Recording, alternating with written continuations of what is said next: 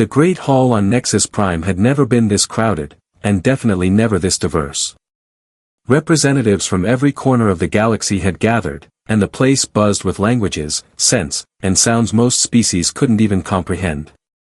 At the center, standing confidently at the main podium, was Admiral Kepler. His blue skin shimmered under the powerful overhead lights, and his 4 arms moved deliberately as he gestured toward the massive, glowing star map floating above the chamber. Fellow council members, his voice echoed across the dome-like hall, we are facing a new and unfamiliar threat from the outer rim. The chatter in the chamber died instantly. These beings call themselves humans, Kepler continued, eyes scanning the crowd. They hail from a small planet they name Earth. The council, 12 distinct species, each representing a cornerstone of the galactic order, leaned in. Whispers spread. Some delegates had heard rumors about these humans. Most hadn't given them much thought.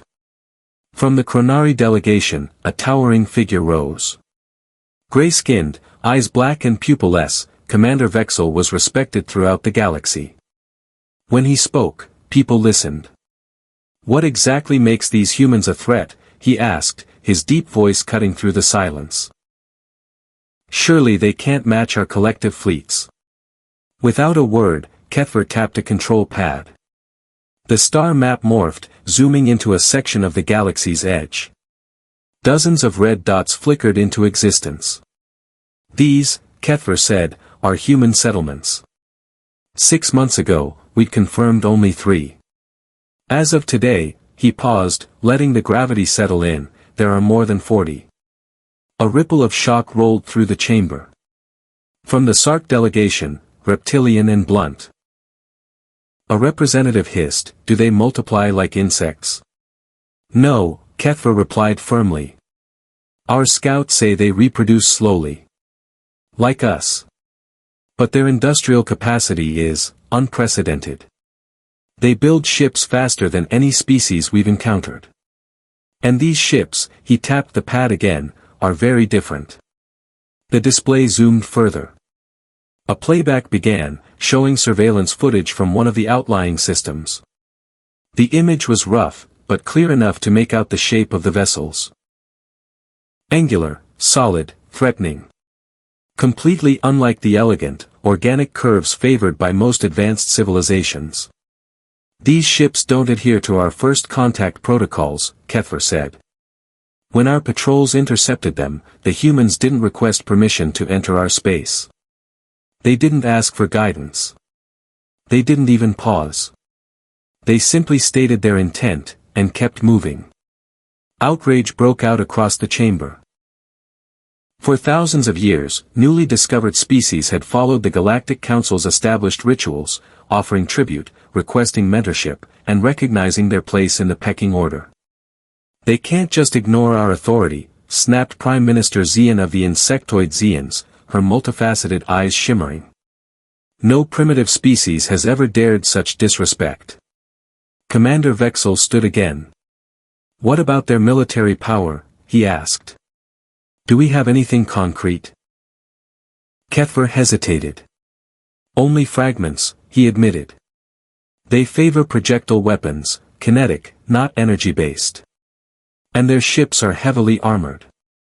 But we haven't seen anything to suggest they can stand against us. A murmur of cautious relief passed through the delegates. But it didn't last. Another voice, airy and chime-like, came from the ethereal delegate, a being composed entirely of energy, contained inside a mechanical shell. Should we not attempt diplomacy first? Diplomacy takes 2 willing sides, Vexel shot back. And the humans clearly don't care for our laws. They're carving through unclaimed sectors, ignoring borders, mining resources from planets we have ancient claims on. Kepler nodded grimly. 3 of our colonies have filed reports. Human vessels scanned their operations. When challenged, the humans said the systems were unclaimed. They rejected our rights, entirely. The debate stretched into hours. Some pushed for peaceful contact. But the majority? They wanted action. And eventually, they got it. The council voted unanimously. A fleet would be sent to the Kepler system, the latest site of human expansion. The objective: intercept, overwhelm, and force surrender. The mission would be led by none other than Commander Vexel. He had a storied career, 17 species brought into the fold under his command, most without firing a single shot. "I will lead a fleet of 800 ships," Vexel announced. "Each of our 12 civilizations will contribute forces. The humans will learn what true power looks like." The plan was textbook: arrive en masse, display overwhelming strength, let the humans recognize resistance was futile. It had worked 100 times before. It would work again. Meanwhile, far from Nexus Prime, aboard the United Earth Defense Force vessel USS Liberty, Captain Jake Morrison stood quietly on the bridge. He had no idea that he and his crew were about to face the largest military force ever assembled in galactic history. Jake wasn't flashy. He had short brown hair, a calm intensity, and the kind of seasoned presence that made people trust him immediately. His ship, the Liberty, was Earth's most advanced vessel, a product of decades of relentless innovation. "Captain," called out Amy Johnson, the comms officer, from her console, "all colonies are reporting normal activity. Nothing out of the ordinary." "Thanks, Amy," Jake replied.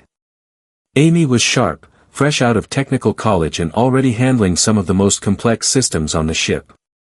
Her red hair was tied back, her green eyes scanning screens faster than most people could blink.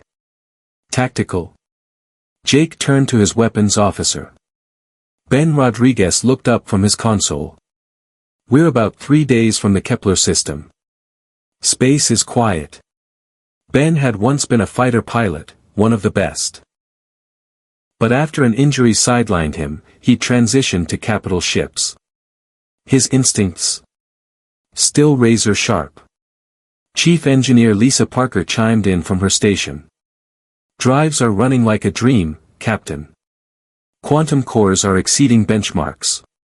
Lisa was a tech wizard, the mind behind much of the Liberty's systems. She looked small, unassuming, but she could lift a reactor core component without breaking a sweat. The Liberty glided through the void, unaware of the storm forming ahead. 3 days later, the calm ended. At the edge of the Kepler system, space rippled. One by one, ships began to drop out of hyperspace, first a few, then dozens, and finally hundreds.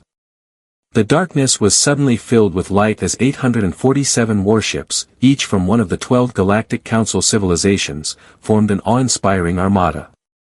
It took nearly half an hour for the entire fleet to emerge and fall into formation. Aboard the flagship Eternal Dominion, Commander Vexel surveyed the arrival. His ship was a massive beast, 3 kilometers long, bristling with weapon arrays, its armor plated in rare metals mined from collapsed stars. "Status report," Vexel barked. His tactical officer, a young Chronari named Zector, tapped at his controls. "All ships have arrived, sir.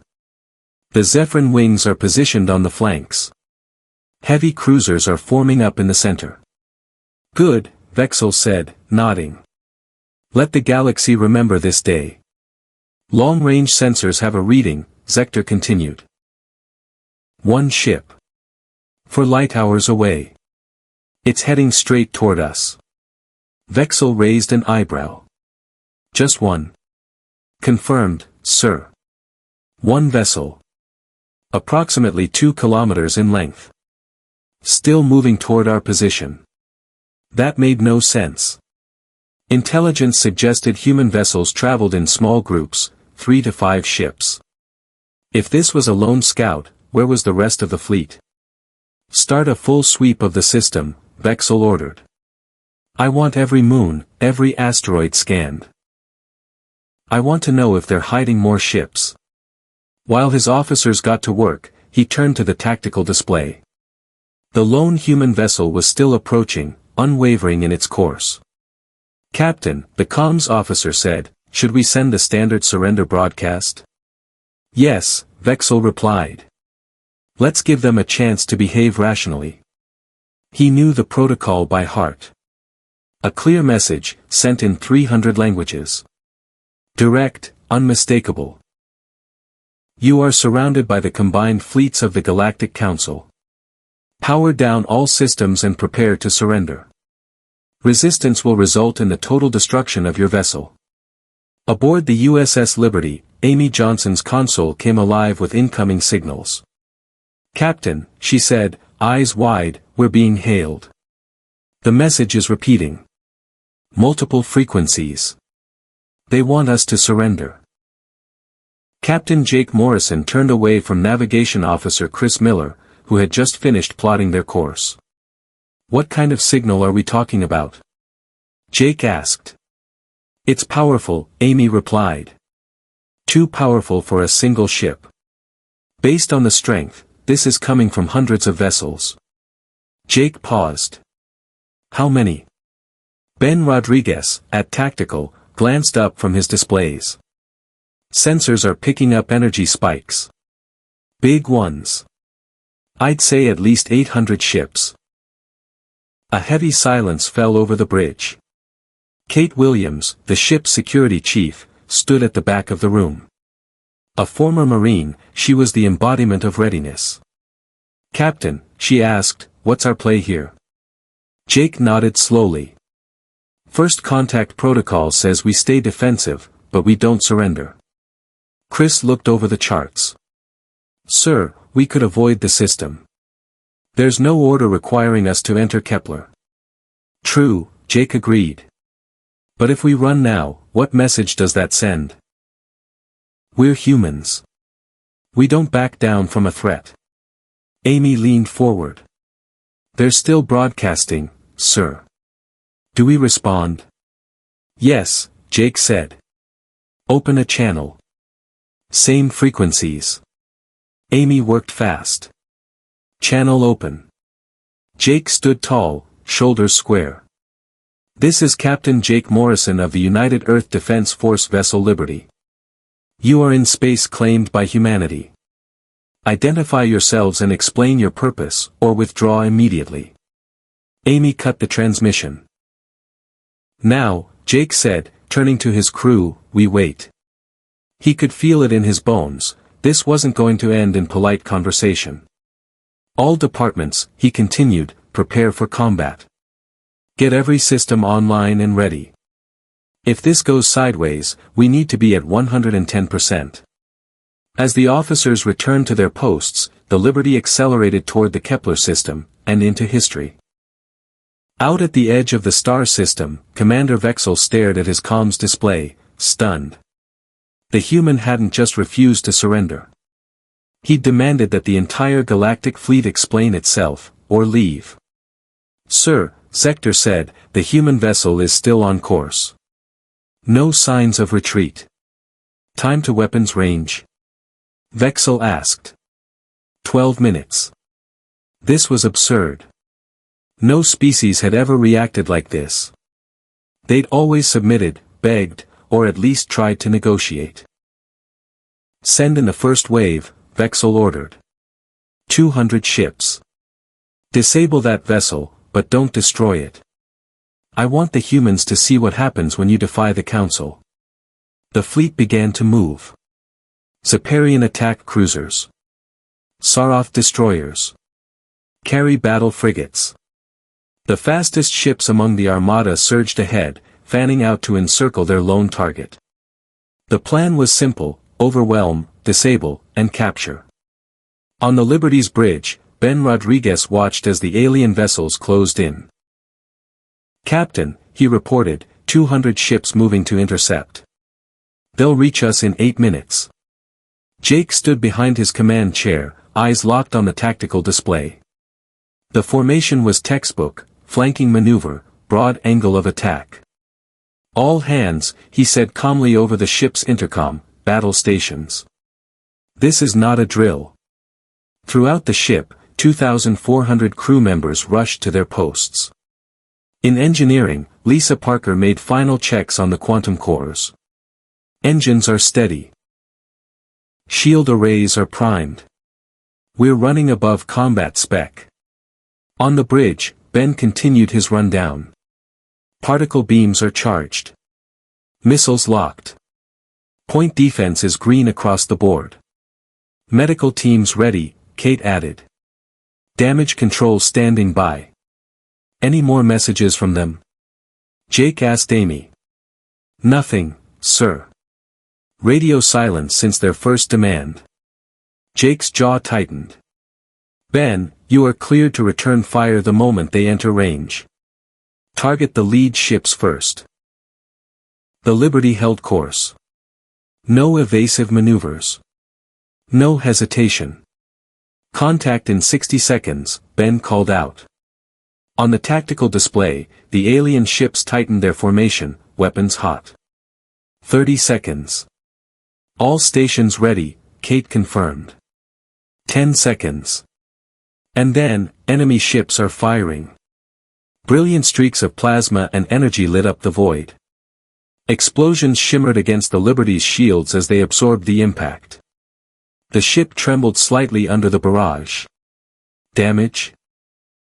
Jake called. Shields holding at 96%, Ben replied. Minimal fluctuation. No serious impact. Jake nodded, impressed. Return fire. Ben tapped his controls. The Liberty's particle beam arrays came alive, firing coherent energy streams that tore across the distance. One beam hit a Leoporian cruiser square in the core. The result? Instant obliteration. A fireball of light that blinded every sensor within range. Direct hit. Target destroyed, Ben reported. Acquiring next targets. More beams fired, striking 3 enemy ships simultaneously. 2 destroyers. 1 frigate. Gone. On the Eternal Dominion, Vexel watched in horror. His entire forward line was crumbling. How? He demanded. What are they firing? Zector, pale and frantic, stared at his scans. Sir, their energy density is triple that of our best weapons. These aren't ordinary beams. This is something else. The Liberty carved through the first wave like a scalpel. Each shot perfectly placed. Each strike fatal. Sir, came a voice from the comms, our forward commanders are requesting immediate backup. Second wave, Vexel snapped. Send them all. Every ship.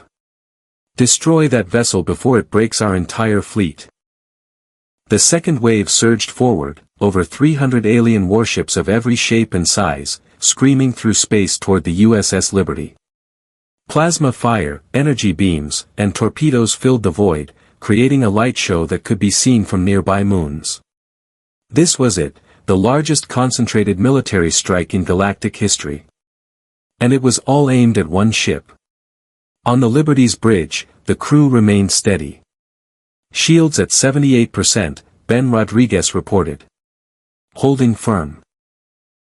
Still absorbing most of the impact. Engineering. Jake called out. Lisa's voice came through the intercom. We're rerouting power through backup conduits. Quantum reactors are stable. We can keep full weapons output for at least another hour. Jake gave a tight nod. Let's keep this ship in the fight. He turned back to Ben. Prioritize capital ships. Anything larger than a cruiser, make it a target. Yes, sir. Ben's hands danced across the console. The Liberty's targeting system snapped into action, tracking dozens of enemy ships in real time. With a command, the particle beam arrays unleashed another storm of energy. 6 beams fired at once. A Saroth battleship took 3 hits and detonated in a fiery inferno, taking 2 nearby frigates with it. A Zephyrin heavy cruiser was sliced clean in half. More ships were destroyed before they even had time to react. 12 confirmed kills in that volley, Ben said. Retargeting. Navigation Officer Chris Miller shifted the Liberty's heading, sliding the ship between enemy lines. Coming about to heading 270, he said. We'll have clear shots on their command vessels from here. Most heavy ships in the galaxy were sluggish and unwieldy. The Liberty was something else entirely. With advanced inertial compensators and directional drives, it moved like a predator, graceful, fast, and devastating. "Captain," said Kate Williams, "we've got minor hull breaches on decks 12 and 15. Sealed and patched. No casualties." "Good," Jake said. "Keep damage control teams on standby." Amy chimed in. "Enemy comms traffic is breaking down, sir. They're panicking. Requesting new orders. Their fleet command isn't responding fast enough." Jake almost smiled. That was what he'd been waiting for, the moment when fear replaced discipline. "Ben," he said, "hit their command ship." Ben's eyes lit up. "Already locked. 3-kilometer dreadnought, center of their formation. Hit it with everything we've got." The Liberty's main beam array focused all power into a single, massive blast. It lanced through space and slammed into the Eternal Dominion, the pride of the Galactic Council, with apocalyptic force. The beam didn't just hit. It punched through. Shields collapsed. Armor melted. Internal systems shorted. Fires broke out across half a dozen decks. On the Eternal Dominion, chaos erupted. Commander Vexel was thrown across the command deck as alarms blared and bulkheads split. "Damage report," he shouted. His engineer, bleeding from a head wound, struggled to speak. "Engines 2 through 5 offline. Weapons down to 30%. Massive hull breaches. We've lost main power on decks 4 through 12. Vexel forced himself upright and stared at the tactical display. What he saw turned his blood cold. Nearly half the fleet, gone. 216 ships destroyed or disabled. In under 3 minutes. And the human ship? Still intact. Still advancing. Still firing. The Galactic Council's might was being dismantled. Ship by ship. Laser by laser. In silence. "Sir," a voice said quietly, "the human vessel shows no signs of damage." Vexel clenched his fists. This wasn't a rogue encounter. This wasn't a misunderstanding. They had gravely underestimated humanity. Back on the Liberty, the battle was shifting. Ben watched as enemy formations started to fall apart. Multiple ships attempting to retreat. "We're detecting hyperspace preps." Jake frowned. "We can't let them get away. If they make it back with intel about our systems," he didn't need to finish the sentence. "Pursue," he ordered. "Disable or destroy any retreating ships. We can't let them report back." The Liberty's speed, unmatched by anything in the alien fleet, allowed it to chase down fleeing vessels with ease. Missile trails lit up the dark, each one a message: "You picked the wrong species to provoke." "Sir," Amy said, "we're receiving surrender signals. Multiple ships. They're asking for terms." Jake's expression shifted. "Ben, how many ships still combat capable?" Ben checked. "About 200. Most have powered down weapons." Jake took a breath. "Send a message. Tell them to hold position. We'll escort them to human-controlled space for negotiations." The war was over. In just over 4 minutes, one human ship had done what no species had ever managed: shatter the combined fleet of the Galactic Council. At 4 minutes, 12 seconds after the first shot, Commander Vexel made the call that would echo through galactic history. He opened a fleet-wide channel.